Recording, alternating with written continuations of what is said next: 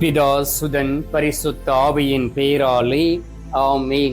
ஆண்டவர் உங்களோடு இருப்பாராக, உம் ஆன்மாவோடும் இருப்பாராக. புனித யோவான் எழுதிய பரிசுத்த நற்செய்தியிலிருந்து வாசகம். ஆண்டவரே உமக்கு மகிமை. அதிகாரம் 12, இறை வார்த்தை 32. நான் மண்ணிலிருந்து உயர்த்தப்படும் போது அனைவரையும் என் பால் ஈர்த்து கொள்வேன் என்றார். கிறிஸ்துவின் வாழ்வு தரும் நற்செய்தி. கிறிஸ்துவே உமக்கு புகழ். கிறிஸ்துவுக்குள் பிரியமான என் அன்பு சகோதர சகோதரிகளே, இந்த நாளிலே உங்கள் அனைவரையும் நம் ஆண்டவராகிய இயேசு கிறிஸ்துடைய பெயரினால் ஆசீர்வதிக்கின்றேன். நீங்களும் என்னை ஆசீர்வதித்து எனக்காக இந்த நாளிலே ஒரு அருள் நிறைந்த மரியே ஜெபம் சொல்லி என்னுடைய பரிசுத்தத்திற்காகவும் ஆண்டவரோடு இணைந்திருக்க வேண்டும், எந்த சூழ்நிலையிலும் விசுவாசத்தில் குறைந்து போய்விடக் கூடாது என்பதற்காக மன்றாடுங்கள்.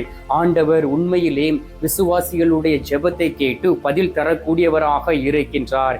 பிரியமானவர்களே, நாம் அனைவரும் கடவுளை சார்ந்தவர்கள், அவருடைய சாயலால் உருவாக்கப்பட்டவர்கள்.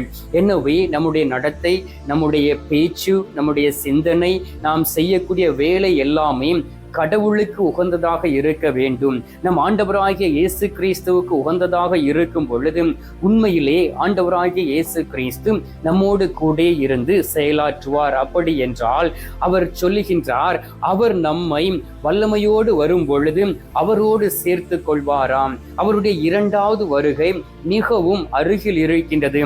அதற்கான ஆயத்த வேலைகள் விண்ணகத்திலே நடந்து கொண்டு இருக்கின்றது. இந்த உலகத்திலே நடக்கக்கூடிய அழிவுகளை பார்க்கும் பொழுது எந்த நிமிடத்திலும் ஆண்டவராகிய இயேசு கிறிஸ்து இந்த உலகத்திற்குள் கடந்து வருவார். அன்பார்ந்தவர்களே, நாம் பார்க்கின்றோம் காந்தத்தை பற்றி. காந்தத்திற்கு ஈர்க்கும் சக்தி இருக்கின்றது. காந்தத்திற்கு மண்ணுக்குள் இருக்கக்கூடிய எல்லா இரும்புகளையும் தூள்களையும் அது ஈர்த்து கொள்ளும், தன்வயப்படுத்தி கொள்ளும். அதே போல் ஆண்டவராகிய இயேசு கிறிஸ்துவோடு நாம் இணைந்து இருக்கும் பொழுது, நாம் பரிசுத்தவான்களோடு சேர்ந்து இருக்கும் பொழுது நாமும் ஆண்டவரோடு ஈர்க்கப்பட்டு விடுவோம், இழுத்து கொள்ளப்படுவோம். எனவே தான் ஆண்டவர் நம்மை பிரித்து எடுப்பார். பாருங்கள், மண்ணும் இரும்பும் சேர்ந்து இருக்கும். அதை காந்தத்தை கொண்டு போகும் பொழுது அந்த மண்ணை விட்டுவிட்டு அதில் இருக்கக்கூடிய இரும்பு துகள்களை மட்டுமே எடுத்துக்கொள்ளும். இன்றும் விசுவாசிகளும் அவிவிசுவாசிகளும் இந்த உலகத்தில் இருக்கிறார்கள். பயிரும் களையும் ஒன்றாக சேர்ந்து வளரும். ஆனால் அறுவடை காலத்திலே பயிரை தனியாக, அந்த தானியங்களை தனியாகவும் களைகளை தனியாகவும் பிரித்து விடுவார்கள். செம்பரி ஆடுகளும் இந்த உலகத்திலே வெள்ளை ஆடுகளும் ஒன்றாக இணைந்து மேய்ந்து கொண்டு இருக்கும். ஆனால் ஆண்டவர் அவற்றை இனம் கண்டும் பிரித்து விடுவார். அதே போல் பாருங்கள் அன்பார்ந்தவர்களே, இந்த உலகத்திலே அநேக மக்கள் நல்லவர்களும் இருக்கிறார்கள், தீயவர்களும் இருக்கிறார்கள். ஆண்டவர் நல்லவர்களை பிரித்து கொள்வார், தீயவர்களை விட்டு விடுவார் என்பதை நாம் அறிந்து புரிந்து கொள்ள வேண்டும்.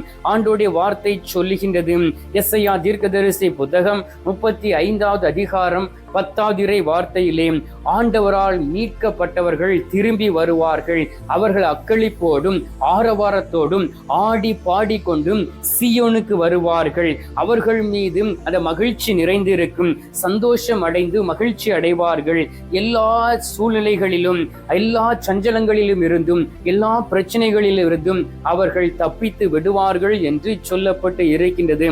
அன்பார்ந்தவர்களே, ஆண்டவர் இந்த நாளிலே பரிசுத்தவான்களோடு இருக்கின்றார். தூய வாழ்க்கை வாழ முயற்சி செய்கிறவர்களோ இருக்கின்றார். தொடர்ந்து பாவத்தில் வீழ்ந்து கொண்டு இருக்கிறவர்களுக்காக அவர் கண்ணீர் சிந்தி வேதனையை அடைந்து கொண்டு இருக்கின்றார். அப்படி என்றால் என்ன நடக்குமாம் பாருங்கள். அவருடைய இரண்டாவது வருகையின் போதும் 2 பேர் மோட்டார் சைக்கிள் சென்று கொண்டு இருக்கிறார்கள் என்றால் ஓட்டுகிறவன் எடுத்துக் கொள்ளப்படுவான். அதில் பின்புறத்தில் இருக்கக்கூடிய நிலைமையை நீங்கள் கவனித்து பாருங்கள். 2 பேர் காரில் சென்று கொண்டு இருக்கும் பொழுது அங்கே ஓட்டுநரை ஆண்டவராகிய கடவுள் இயேசு கிறிஸ்து எடுத்துக்கொண்டார் என்றால் அதில் மற்றவர்கள் கைவிடப்பட்டு விடுவார்கள். 2 பேர் வயலிலே வேலை செய்து கொண்டு இருப்பார்கள், ஒருவர் எடுத்துக் கொள்ளப்படுவார். 2 பேர் மாவாட்டி கொண்டு இருப்பார்கள், ஒருவர் எடுத்துக்கொண்டு விடுவார். 2 பேர் படுக்கையிலே படுத்து இருப்பார்கள், ஒருவர் எடுத்துக் கொள்ளப்படுவார், மற்றவர் கைவிடப்பட்டு விடுவார். அன்பார்ந்தவர்களே, ஆண்டவர் நம்மோடு ஒரு காந்தத்தை போல் இருக்கின்றார். அவருக்கு நம்மை பற்றி தெரியும், நம்முடைய உள்ளத்தை பற்றி தெரியும். எளிதாக நம்மை பிரித்து விடுவார். கவனமாக இருக்க வேண்டும். இந்த உலகத்திலே இருக்கக்கூடிய குடிகாரர்களும் உலக இச்சையில் மூழ்கி இருக்கிறவர்களும் ஆண்டவருக்கு முன்பாக நிற்க முடியாது. அவர்கள் வேறெடுக்கப்படுவார்கள், கைவிடப்பட்டு வருவார்கள். இந்த உலகத்தின் மீது ஆழ்ந்த நம்பிக்கையும் இந்த உலகத்தின் மீது உறவு வைத்துக் கொண்டு உலக கவலையில் மூழ்கி கிடைக்கிறவர்கள் ஒரு நாளும் ஆண்டவரால் ஈர்த்து கொள்ள முடியாது. அவர்கள் இந்த உலக காரியங்களில் இருக்கிறபடியினால் அவருடைய சிந்தனைகள் முழுவதுமே அழிக்கப்பட்டு விடுவோம். அன்பார்ந்தவர்களே, இந்த உலகத்தில் நாம் பார்க்கின்றோம், ஒரு அடி நிலத்திற்காக சண்டை போட்டுக் கொண்டு போலீஸ் ஸ்டேஷனுக்கு போகிறவர்கள் எத்தனை பேர் இருக்கிறார்கள். சிறிய பிரச்சனைகளை பெரிய பிரச்சனைகளாக மாற்றி இந்த உலகத்திலே வாழ்ந்து கொண்டு இருக்கிறவர்கள் எத்தனை பேர் இருக்கிறார்கள். இவர்களெல்லாம் வருகையின் போது கைவிடப்பட்டு விடுவார்கள். யாரெல்லாம் நல்லதொரு பாவ சங்கீர்த்தனம் செய்து ஆண்டவராகிய இயேசு கிறிஸ்துவினுடைய திருவுடலையும் திரு ரத்தத்தையும் பெற்றுக்கொண்டும் பயபக்தியோடும் ஜெபத்தில் நிலைத்திருந்து இறை வார்த்தையை வாசித்துக் கொண்டு ஜெபமாலை சொல்லிக் கொண்டு இருக்கிறார்களோ அவர்கள் உண்மையிலும் உண்மையுமாக மீட்கப்படுவார்கள் என்பதை அறிந்து புரிந்து கொள்ள வேண்டும். எனவே இந்த நாளிலே ஆயத்தப்படுங்கள். ஆண்டவருடைய வருகை சமீபமாக இருக்கின்றது. பாருங்கள், எங்கு பார்த்தாலும் நிலநடுக்கம், போர் நடந்து கொண்டு இருக்கின்றது, இயற்கை சீற்றங்கள் இருக்கின்றன. இவை அனைத்தும் பைபிளில் சொல்லப்பட்டு இருக்கின்றது. எத்தனையோ மக்கள் பாவம் செய்து அந்த நாளிலே மரித்து போய் இருக்கிறார்கள்.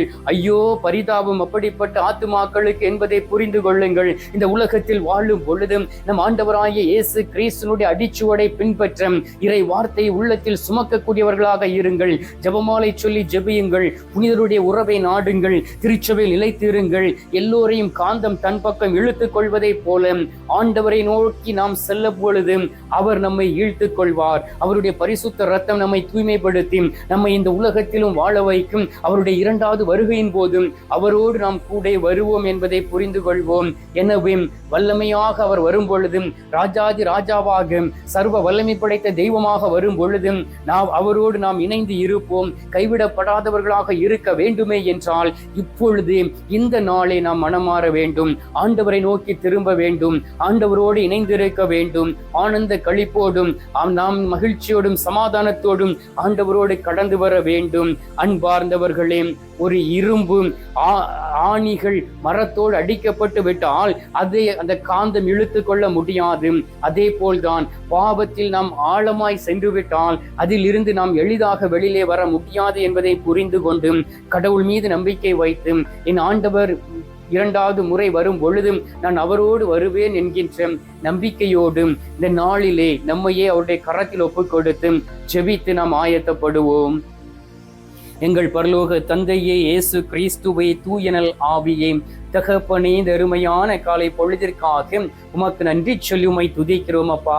ஆண்டவரே, இந்த உலகத்திலே நாங்கள் வாழவும் ஆயத்தோடத்தோடு இருக்கக்கூடிய அந்த பாக்கியத்தையும் வல்லமையும் நீர் எங்களுக்கு தருகின்றீர். நீர் எங்களை நிறைவாக ஆசீர்வதிக்கும் பொருட்டு எங்களை நாடி தேடி வந்திருக்கின்றீர். கல்வாரி நாதரே, இரக்கத்தின் தெய்வமே, நாங்கள் கைவிடப்பட்டு விடாதபடி நாங்கள் செய்த பாவங்களில் இருந்து வெளியிலே வர எங்களுக்கு பாவ மன்னிப்பு நிச்சயத்தை கொடுப்பீராக.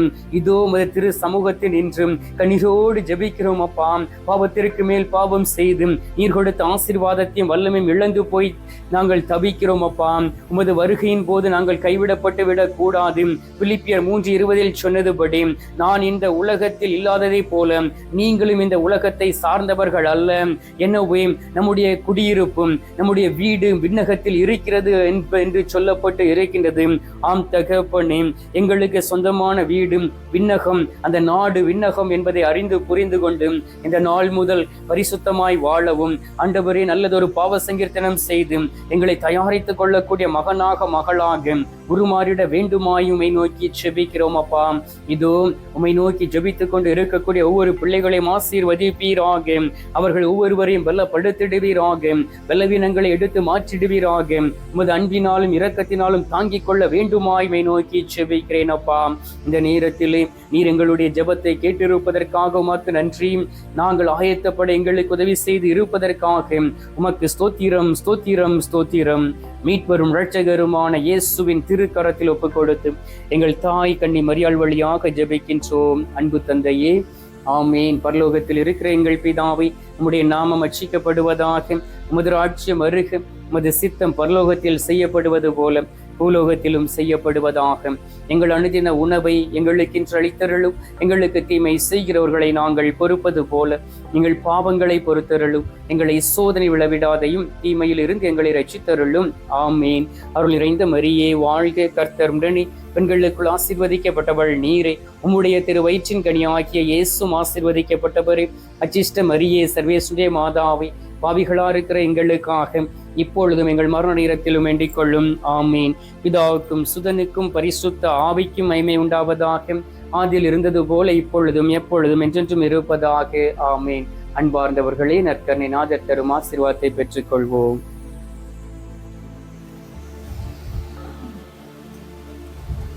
எல்லாம் அல்ல இறைவன், பிதா, சுதன், பரிசுத்த ஆவி உங்களை ஆசீர்வதிப்பாராக.